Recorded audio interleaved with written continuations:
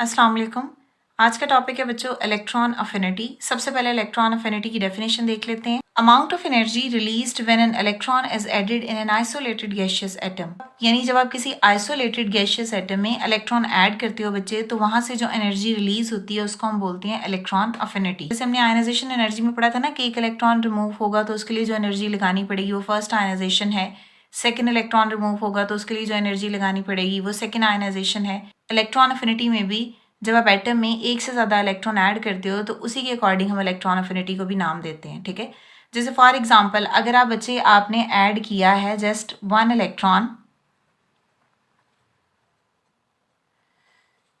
तो जो energy release होगी उसको हम बोलेंगे बच्चे फर्स्ट इलेक्ट्रॉन अफिनिटी। इसको हम किससे शो करेंगे? डेल एच, उसके बाद इलेक्ट्रॉन अफिनिटी ई ए और फर्स्ट है उसके लिए हम यहाँ पे लगाएंगे 1। ठीक है, नेक्स्ट पे हमने क्या किया? Add another electron.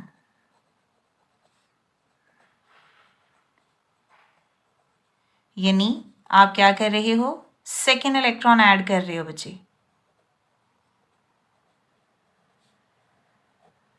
ठीक है, अब इसमें इंपॉर्टेंट चीज, जब आप बच्चों सेकेंड इलेक्ट्रॉन ऐड करोगे तो उस कंडीशन में एनर्जी रिलीज नहीं होगी बल्कि एनर्जी अब्जॉर्ब होगी। ठीक है, आपको एनर्जी लगाना पड़ेगी। ये हम पढ़ते हैं क्यों लगाना पड़ेगी। जब एनर्जी अब्जॉर्ब होगी तो उस एनर्जी को बच्चे हम बोलेंगे वो है सेकेंड इलेक्ट्रॉन अफिनिटी।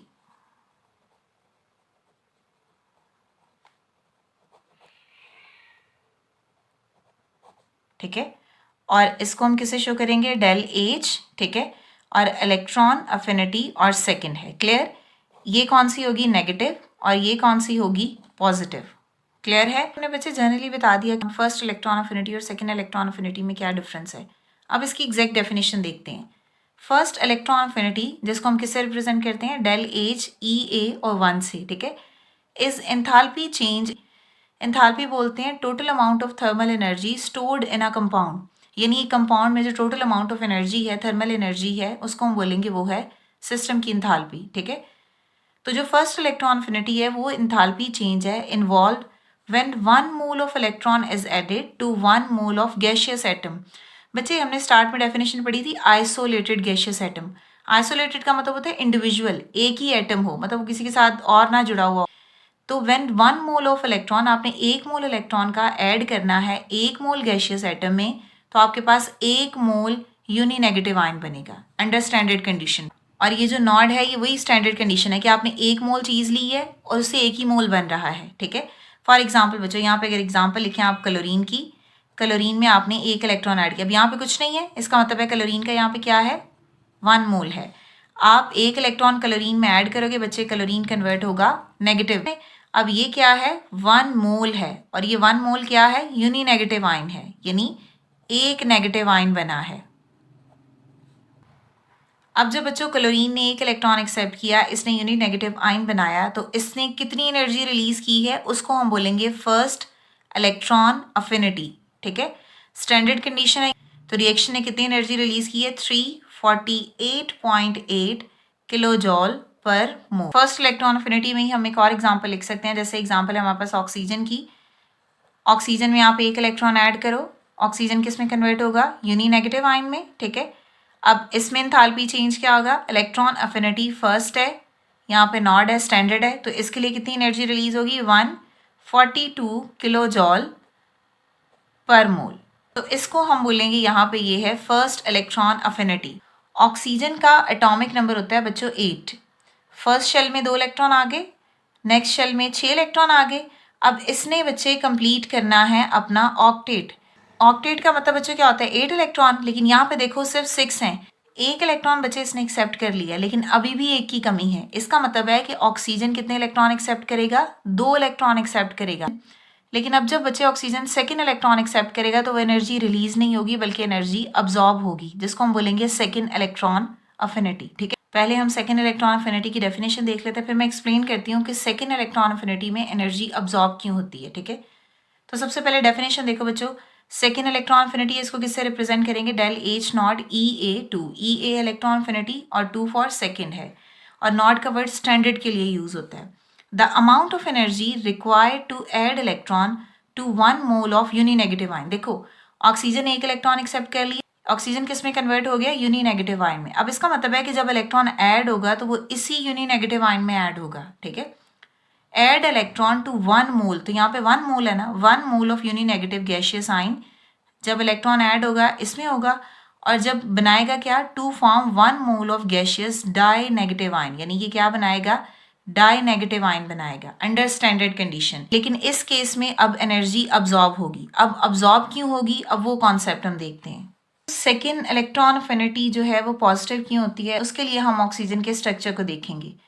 ऑक्सीजन की अगर आप इलेक्ट्रॉनिक कन्फिग्रेशन ड्रॉ करो तो फर्स्ट शेल में 2 इलेक्ट्रॉन आएंगे और अगले शेल में 6 इलेक्ट्रॉन आएंगे, ठीक है।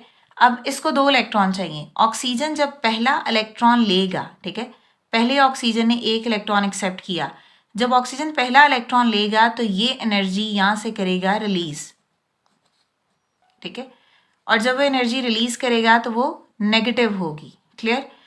अब जब आप इसको एक और इलेक्ट्रॉन बचे देने की कोशिश करोगे तो यहाँ पे एक प्रॉब्लम आएगी कि इलेक्ट्रॉन रिपल्शन स्टार्ट हो जाएगी। तो उस इलेक्ट्रॉन रिपल्शन की वजह से जो नया इलेक्ट्रॉन है वो शेल में ऐड ही नहीं हो पाएगा। आपको उस इलेक्ट्रॉन को ज़बरदस्ती उसमें ऐड करना पड़ेगा। जब आप ज़बरदस्ती उस शेल में इलेक्ट्रॉन को ऐड करोगे तो आपको एनर्जी देना पड़ेगी।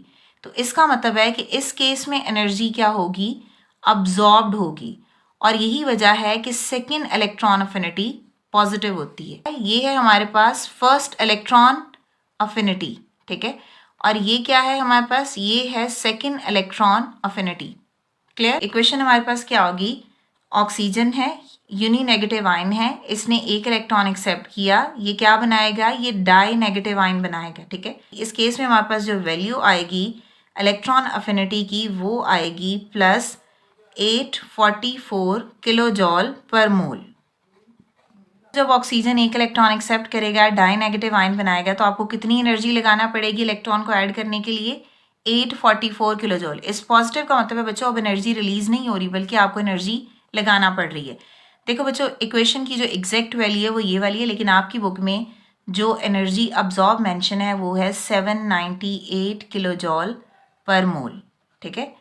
तो ऑब्वियसली जो बुक में अब मेंशन है न्यू बुक में आपने वही याद करनी है। अब हम ये देखते हैं कि कौन कौन से फैक्टर्स हैं जो इलेक्ट्रॉन अफिनिटी पर असरअंदाज होते हैं। नेक्स्ट है बच्चों factor affecting the electron affinity. वो कौन से फैक्टर हैं जो इलेक्ट्रॉन अफिनिटी पर असरअंदाज होते हैं। तो सबसे पहले है साइज ऑफ एटम। देखो अगर स्मॉल साइज एटम होगा तो उसकी इलेक्ट्रॉन अफिनिटी ज्यादा होगी। उसका रीजन क्या है, because attraction of the nucleus for the incoming electron is stronger. उसके बाद है बच्चे next nuclear charge. Greater the nuclear charge greater the electron affinity. Reason क्या है, सेम वही रीजन है, because stronger attraction of its nucleus for the incoming electron. मतलब जो इलेक्ट्रॉन आ रहा है उसकी और न्यूक्लियस की स्ट्रॉन्ग अट्रैक्शन होगी जिस वजह से इलेक्ट्रॉन अफिनिटी ज्यादा होगी, ठीक है।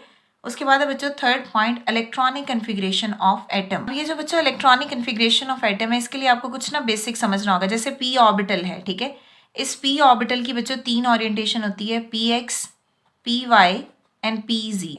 टोटल बच्चे पी में इलेक्ट्रॉन होते हैं 6, ठीक है। अगर इसकी 3 ओरिएंटेशन है तो यहाँ पे देखो ये हम ऐसा करते हैं, ये 3 ओरिएंटेशन यहाँ पे मैंने लिख दी, ठीक है। यहाँ पे पी एक्स, यहाँ पे पी वाई और यहाँ पे पी जी। ओरिएंटेशन कौन सी है, P X, P Y, P Z. ये हम पॉसिबिलिटीज ड्रॉ कर रहे हैं कि क्या क्या यहाँ पे इलेक्ट्रॉन कैसे कैसे आ सकते हैं, ठीक है।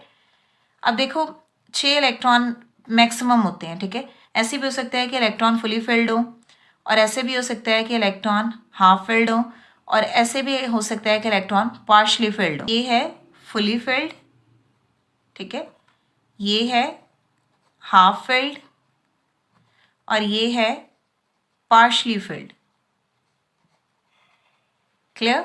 ये फुली फिल्ड है तो ये सबसे ज्यादा बच्चे स्टेबल है, ये पार्शली फिल्ड है तो ये लेस स्टेबल है, क्लियर। जनरली जो फुली फिल्ड ऑर्बिटल्स होते हैं और हाफ फिल्ड ऑर्बिटल्स होते हैं बच्चे they are considered as a stable orbital.